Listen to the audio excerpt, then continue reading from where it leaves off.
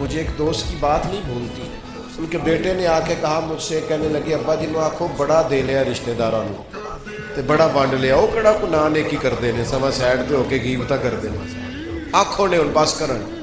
چند باتیں اس نے اس طرح کی بتائی جو واقعہ شکایت والی تھی. تو میں نے ان بزرگوں سے کہا, میں کہ پاجی منڈا بھی پریشان ہے, کرتے بھی تو چھڈو. سادہ بندہ ان پڑھ آدمی محنت مزدوری اتنی پتے کی بات کی. کہنے لگا حضرت صاحب پتہ نہیں اللہ کدے صدقے پہ دے رہے. تو مجھے یہ حدیث یاد آئی مشکات شریف کی. حضور فرمانے لگے اللہ تمہارے کمزوروں کی برکت سے تمہیں عطا کرتا ہے. چھوٹا بچہ کہتا ہے اپنے ابا جی سے پنجہ لڑائیں. سچ بتاؤ ابا جب چھوٹے بیٹے سے پنجہ لڑاتا ہے تو جیتنے کے لیے لڑاتا ہے. بیٹے نے بابو پکڑا ہے, پنجہ ملایا, باپ گر گیا اور ساتھ پتہ کہتا ہے اوہ ہو کتنی طاقت ہے. او نہیں طاقت جناب, آپ خوش ہو رہے ہیں کس بات پہ؟ بیٹا جیت جائے تو مزہ بڑا آتا ہے, یہ کامیاب ہو جائے تو مزہ. لیکن آپ سمجھیں اس بات کو جو میں سمجھانا چاہ رہا ہوں. یہ کامیاب کب ہوا ہے؟ ابا جی کو ہرا کے کتنا خوش ہے. وہ کہتا ہو بلے بلے کتنی طاقت. بیٹا دوڑ کے آیا ہے, گلے لگا, باپ گر گیا, اوہو مجھے گرا دیا, دیکھو کتنی طاقت ہے.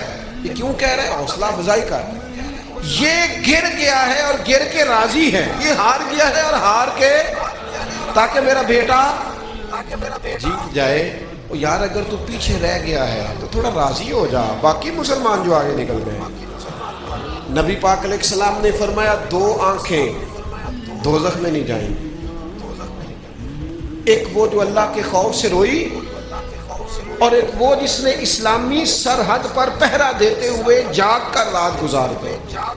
اس سپاہی کو کوئی نہیں جانتا جو بارڈر پہ کھڑا ہے, لیکن وہ جاگ رہا ہے نا, آنکھ کھلی ہوئی ہے نا, تیرے لیے جاگ رہا ہے, میرے لیے جاگ رہا ہے.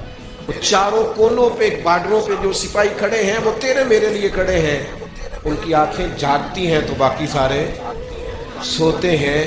وہ رات جاگ کے پیچھے رہ کے, وہ عام لوگ ہوتے ہیں, ان کے عہدے بھی کوئی نہیں ہوتے زیادہ, لیکن وہ پیچھے رہ کے بہت ساروں کے محافظ ہوتے ہیں. تو بھائی کچھ نے پیچھے بھی تو رہنا ہوتا ہے نا.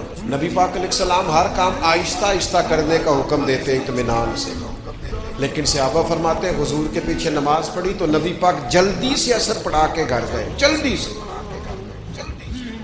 اور تیزی سے حضور واپس آئے.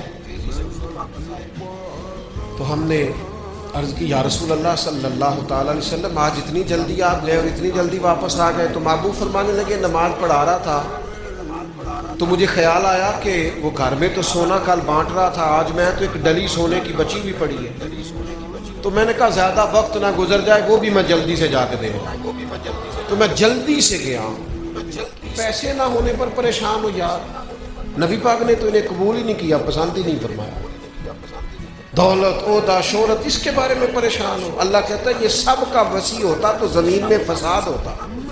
لہذا مقصد حیات کو سمجھو. صرف عہدے کا اوپر نیچے ہونا یہ کمزوری کی علامت نہیں ہے. ایک تو کسی چیز کو بھی اللہ تعالیٰ نے بیکار پیدا. یہ جو مسجد کا خادم ہوتا ہے نا, اس کے پاس مسجد کی چابیاں ہوتی ہیں, اور مسجد کے خدام اکثر پڑھے لکھے نہیں ہوتے, کم پڑھے لکھے ہوتے ہیں, لہذا یہ ڈیوٹی کرتے ہیں. مسجد میں صفائی کرتے ہیں, جھاڑو دیتے ہیں, ڈیوٹیاں کرتے ہیں. لیکن میں آپ سے عرض کروں, بن سور کے امام صاحب آئے, جناب پگڑی باندھی ہے, جبہ پہنا ہے, آ کے وہ سج گئے, سور گئے, آ کے یوں بیٹھ گئے وہ, لیکن ان امام صاحب کو ان کی بھی بڑی شان ہے. جو نمازی مسجد میں سجدہ کریں گے ان کی بھی بڑی شان ہے. لیکن اس بندے کا مرتبہ آپ سمجھتے ہیں جو سب سے پہلے آیا ہے, جس نے آ کے جھاڑو دیا ہے. کہہ لوں میں ایک جملہ, کہہ لوں میں ایک جملہ, ایک بات کہہ لوں وہ والی کہ نبی کریم علیہ السلام نے کنجیاں ساری سیدنا بلال کو دے دی تھی, ڈیوٹی حضرت بلال حبشی کو دے دی. میں کہہ لوں یہ اسی رستے پہ ہیں جس رستے پہ سیدنا بلال حبشی تھے. پھر مجھے کہہ لینے دو یہ لفظ, مفتی بن کر, پیر بن کر, مولوی بن کر, مقرر بن کر, صدر بن کر, فلاں بن کے بیٹھے رہو, تمہیں مبارک ہو, تمہاری بڑی شان ہے. پر یہ عظمت صرف سیدنا بلال کی ہے کہ نبی کریم نے فرمایا بلال میں نے معراج کی رات جنت میں بھی تیرے چلنے کی آواز سنی۔ ایک نوجوانوں سے بالخصوص کہوں گا یہ کوئی مقصد نہیں ہے لوگ راضی کرنا، اسٹیٹس لگانا، ویوز چیک کرنا، لائکس، کوئی مقصد نہیں، یہ بالکل بیکار کام ہے۔ آپ باصلاحیت ہیں۔ کچھ نوجوانوں کو میں دیکھتا ہوں مجھے ایسے لگتا ہے یہ نوجوان ایسے ملک اور ملت کو چلا سکتا ہے کہ کوئی مقصد نہیں ملا، کوئی کام نہیں ہے کرنے، کوئی ڈیوٹی نہیں اپنے ذمے، آنا ہے جانا ہے بیٹھنا ہے خوش گپیاں ہیں تبصرے، یہ کوئی کام نہیں۔ آپ کا کوئی مقصد حیات ہو، آپ کوئی ڈیوٹی کریں، کوئی کام کریں، کوئی خدمت ہو۔ ایک خاص چیز آپ سے عرض کرنے لگا ہوں اور یہ شاید پہلی دفعہ میں ایسا کروں گا، میرا دل کرتا ہے آج میری گزارش ہوگی، میں آپ سے طلب کروں گا مہربانی کریں آج نہ اپنی زندگی کی پچھلی ساری کوتاہیاں یاد کریں، سستیاں یاد کریں، کہاں کہاں ہم نے جان بوجھ کر اپنی جان پہ ظلم کیا ہے، پیچھے رہ گئے، اس کو یاد کرنا ہے۔ یہ میں نے بھی آج یاد کرنا ہے، آپ نے۔ اور پھر ایک اور چیز آپ سے مانگنی ہے، یہ آپ نے ضرور کرنا ہے، آج آپ نے پچھلی کوتاہیاں یاد کرنی ہے اور آج اللہ سے اور اپنے آپ سے ایک وعدہ کرنا ہے کہ مالک ایک زندگی میں ڈیوٹی ہم ضرور کریں گے، وہ چاہے ہم یہ ذہن بنا لیں کہ ہم نے اپنے دوستوں کو نمازی بنانا ہے، یا یہ ذہن بنا لیں او پنڈ دے چنا بی بی نو طلاق ہو گئی یا خامد فوت ہو گیا تو اس کے والد نے کہا کہ تیرا نہ پھر نکاح کرنا ہے، شادی کرنا ہے۔ میں کہا نہیں ابا جی ہوں نہیں۔ اب پتر پھر عمر کی میں گزرے، اس آخیا میں نہ ارادہ کر لیا میں ان ساری زندگی قرآن پاک پڑھانا ہے بچیاں۔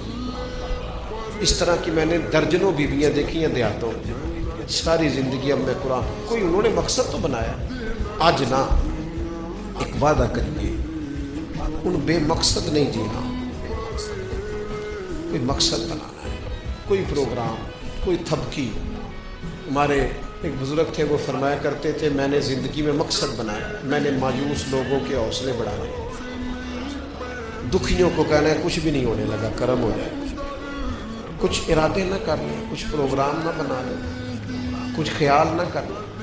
آج سے کوئی مقصد حیات بنائیں، اس پہ ڈٹ جائیں۔ اور مقصد کون سے بنانے ہیں؟ جن کا قرآن پاک ٹھیک نہیں آج نیت کرے انشاءاللہ ٹھیک کریں، جن کو آتا ہے آگے بڑھانا ہے انشاءاللہ، جن لوگوں کو اللہ تبارک و تعالیٰ نے رزق دیا ہے وہ غریبوں کی مدد کریں گے انشاءاللہ، جو محنت نہیں کرتے والدین پریشان ہیں وہ آج ارادہ کریں مالک ہم ارادہ کرتے ہیں تو مدد کر، ہم محنت کریں گے انشاءاللہ، جن کے رزق میں کہیں کوئی ملاوٹ ہے وہ سمجھتے ہیں کہ یار یہ میں پوری دیانتداری سے نہیں لے رہا، وہ آج ارادہ کریں کہ اللہ میں ملاوٹ دور کروں گا، وہ ہم سے نہیں اپنے آپ سے اللہ سے، اور میں بالکل جائز لیا کروں گا۔ آج سے پکے ارادے، پکی نیت اور مضبوط پروگرام، جنہوں نے جان بوجھ کے نمازیں عبادتیں ترک کی ہیں وہ آج ارادے کریں کہ بس میں آج کے بعد انشاءاللہ، آپ ارادہ تو کریں، آپ پروگرام تو بنائیں، وہ تو کریم ہی بڑا ہے۔ صحیح مسلم میں حدیث ہے، حضور فرماتے ہیں جو بندہ اللہ کی طرف ایک بالشت آتا ہے نہ ایک گٹ، اللہ اس کی طرف پورا ہاتھ آتا ہے، اور فرمایا جو مالک کی طرف چل کے جاتا ہے اللہ کی رحمت اس کی طرف دوڑ کے جاتی ہے۔ آپ ارادہ تو کریں، دیکھیں تو صحیح، میری طلب بھی تو تیرے کرم کا صدقہ ہے، یہ پاؤں اٹھتے نہیں بلکہ یہ اٹھائے۔